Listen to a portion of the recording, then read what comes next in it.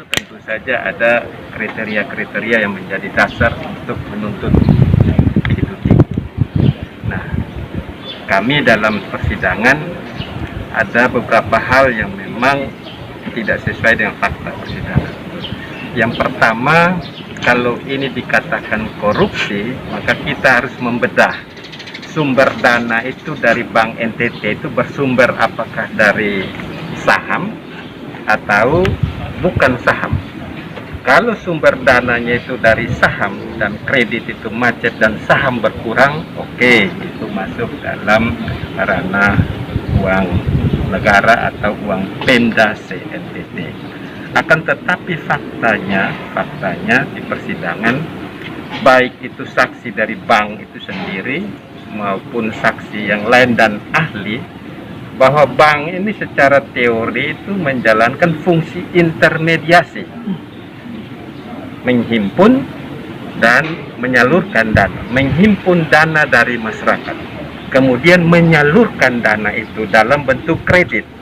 Nah, sumber kredit ini, dana kredit dari dana masyarakat pihak ketiga, tidak menyentuh saham dari Pemda Provinsi NTT. Karena itu ini sebenarnya bukan kerugian negara, karena memang saham dari Pemda NTT itu tidak berkurang dengan kredit macet itu.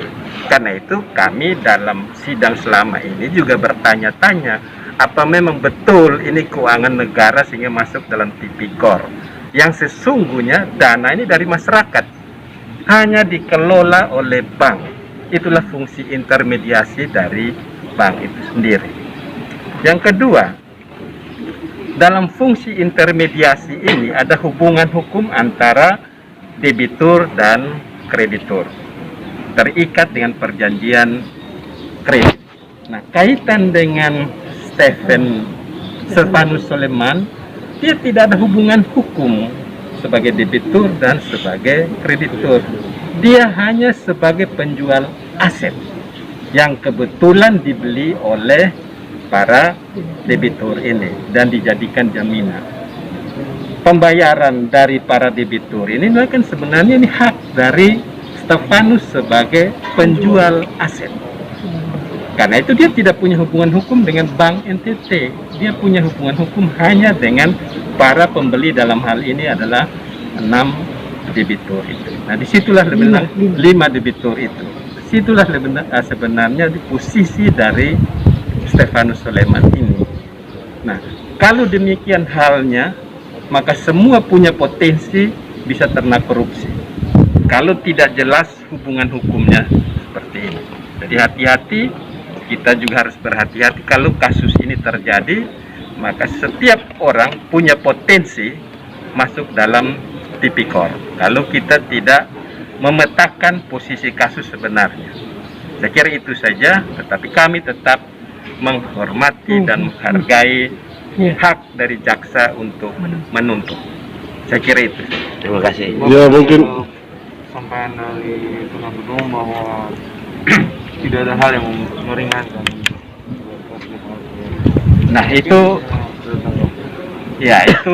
sekali lagi kita menghargai itu karena mungkin dalam penilaian selama sidang menurut jaksa itu tidak ada hal yang meringankan, semua memberatkan. Padahal kalau dilihat di fakta persidangan, Stefanus ini banyak membantu Bank NTT cabang Surabaya.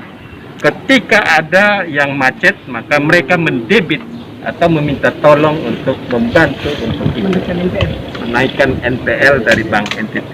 Tapi itu tidak dilihat oleh jaksa selama persidangan. Tapi itu tidak apa-apa seperti itu. Karena itu penilaian dari penuntut umum sendiri. Sedikit saya tambahin, hal meringankan.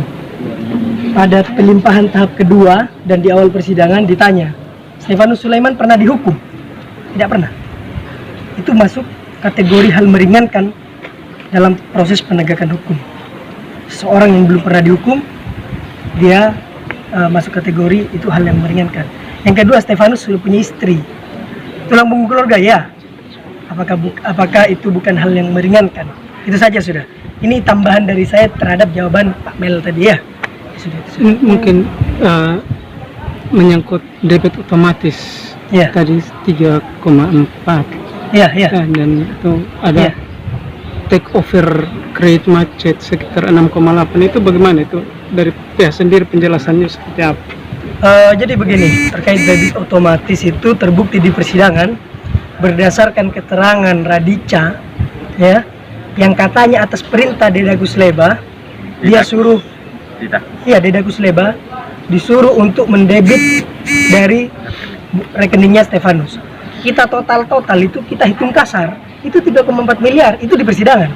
Sampai keluar statement hakim bahwa bank rampok nasabah. Ya, itu statementnya hakim, cuman menurut kami itu statementnya pribadinya mungkin ya. Ya, tapi sebenarnya wartawan waktu itu angkat biar masyarakat tahu tentang praktek-praktek di Bank NTT, bobroknya begini ternyata. Ya. Itu yang pertama. Kemudian yang kedua terkait 6,8. Terbukti di persidangan. Sampai detik ini asetnya tidak ada di kita. Ya, tapi disita. 6,8 itu asetnya milik Joni Susanto di CV Logam Sejahtera. Jadi awalnya ada disposisi untuk penjualan aset terhadap debitur CV Logam Sejahtera. Kita punya buktinya semua disposisinya. Oke, mau dijual ke siapa? Dedagus Leba menerangkan yang berpotensi untuk membeli ini adalah Stefanus Sulaiman. Ditawarkanlah, oke, deal. Sampai sekarang aset belum ada. Kemana 6,8? Kemana aset? Itu tidak pernah tahu masyarakat. Kita juga tidak tahu kemana itu. Tapi yang jelas ada di dalam daftar barang bukti. Begitu. Yang ditanyakan tadi kan begitu. Iya, iya. Sudah, itu jawaban kami.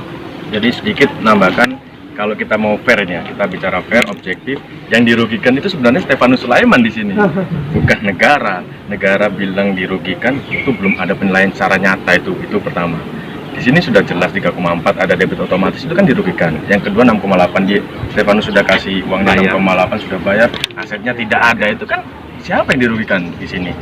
Jadi itu tidak masuk pertimbangan penuntut umum juga sebenarnya, yang kita pertanyakan.